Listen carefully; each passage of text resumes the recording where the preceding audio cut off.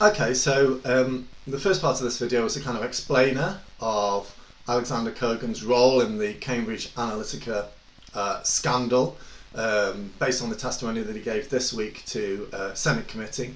It was on Tuesday, and other interviews that he's given subsequently or before.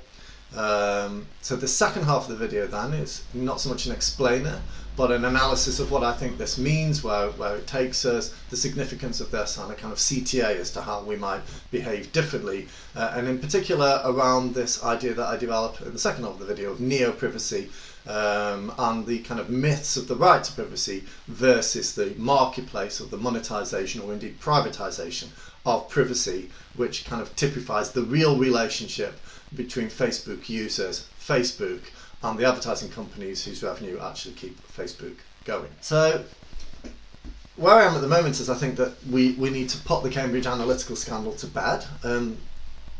There isn't a problem here about data secrecy and data harvesting in terms of skewing election results. It doesn't exist, nor does fake news apparently have any effect on election results.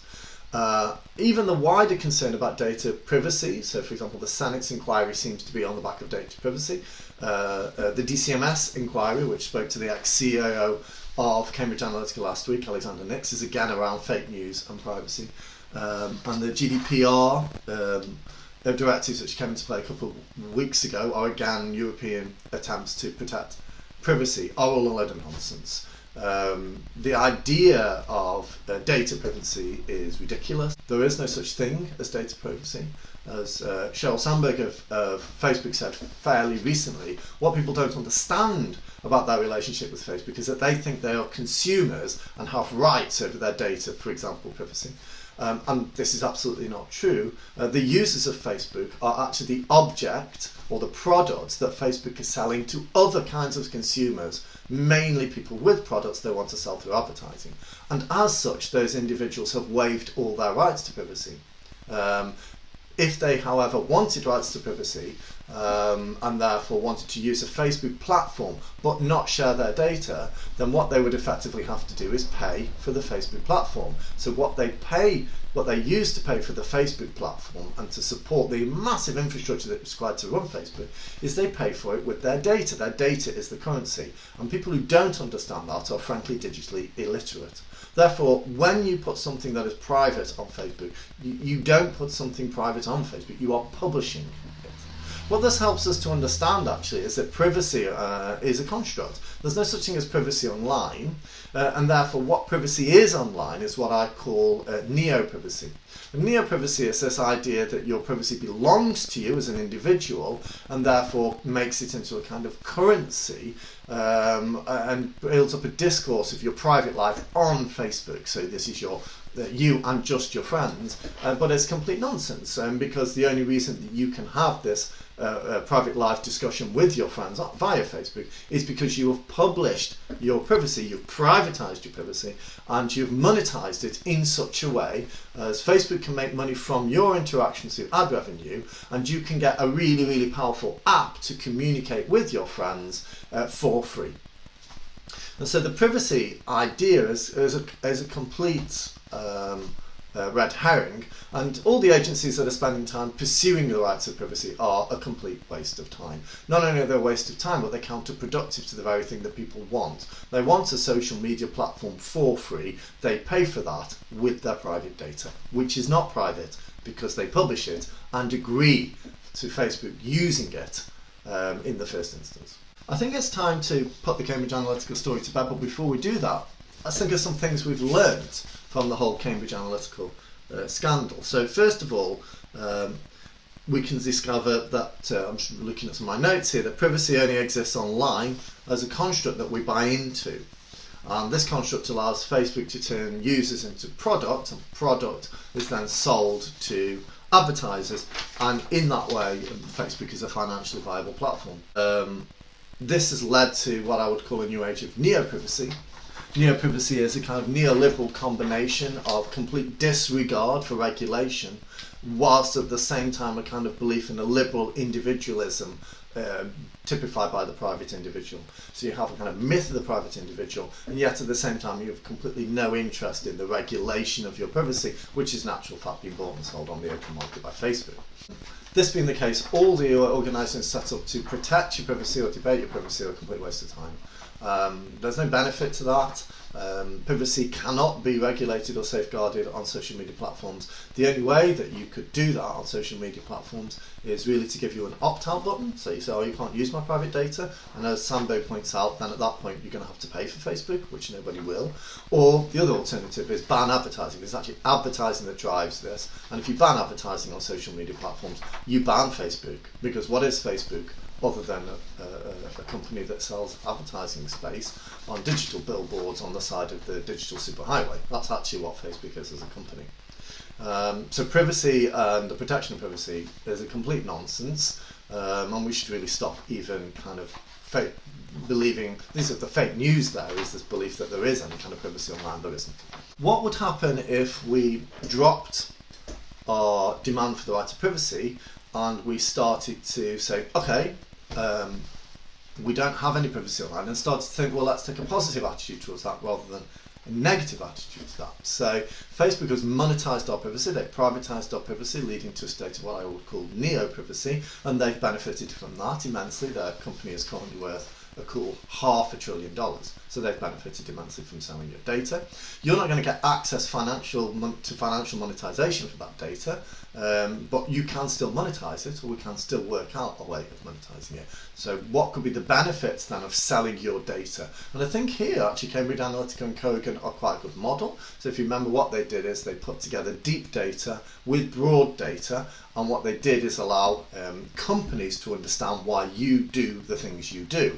Or at least there's a potential for that as the data set grows and the algorithms become more sophisticated.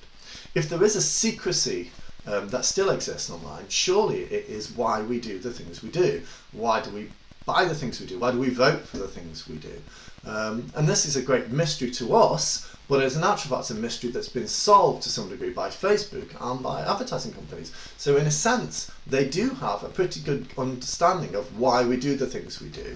And this information is highly useful to us. We might want that information to help us to understand why we make decisions. And this can also be politicized. So at the moment we're looking at a state where we're making a sea change or transition from evidence-based governance, which came from prominence in the UK, for example, in the 90s with Tony Blair. And evidence-based governance is equivalent of deep data. That's data that is taken from experts based on facts, leading to the whole fake news, post-truth kind of debates we've had. And then those experts would write reports, which they would give to government, and government would at least, in theory, make decisions on policy based on that. That process has entirely fallen apart with the rise of our democracies in the past 18 months to 2 years, and it's quite clear that evidence-based governance is not sufficient. But what if we married up evidence-based governance with data-based influence? In other words, what if we took deep data from experts and we married that up with broad data from how people sort of reveal themselves, to what they do on social media? And then if we put those two things together, we've got a really powerful data set. And that data set would help governments and help politicians better understand how they can reconnect with an electorate which clearly has lost faith in them. What this would allow us to do is, instead of base a democracy or politics on a decision that we make once, say every 5 years, and perhaps why we make that decision remains something of a mystery to us. Instead, we could have a series of democratic engagements that's based on decisions and choices that we make innumerable times every day through our social media interactions, which will not only build up a better portrait for ourselves in terms of why we do the things we do, but would help governments to engage with policies that are not just the policies of a democracy, but are the policies of a new democracy, kind of new Athens, where people can actually return back to a kind of digital agora or marketplace and discuss things in an open way, so that the digital polis, the government, could actually make policies that relate to what we want and what's on our minds, sometimes even when we don't know ourselves. Facebook could do that. Instead of just harvesting our data and selling it to the highest bidder, they could also give that information back to us. And in that sense, our data could be transformed into useful information about us and how we behave. And in that way, I think it would be able to help us to better engage in political decisions and understand why we do the things we do.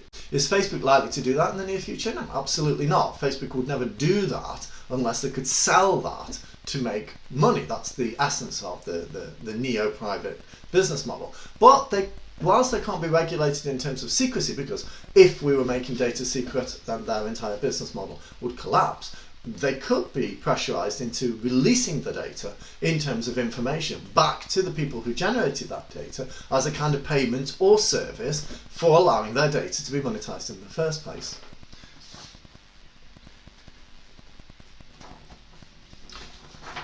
Facebook may not do that willingly, but if we as a populace start to demand that in return for our privacy we get back useful information, they may be forced to do it, especially in a marketplace where their user share growth is drying up and their ad revenues are in question. And this takes us back to Kogan's chilling point, which is that effectively even Facebook is selling snake oil at the moment. Facebook's business model is in terms of converting data into information that allows individual companies to target ads to increase their revenue. And as Kogan said, the dirty secret of the industry, but it's an open secret now, is that these ads don't really work. And once companies begin to realise that, and maybe they already do, they'll cease to invest so much in ad revenue and Facebook will start to die.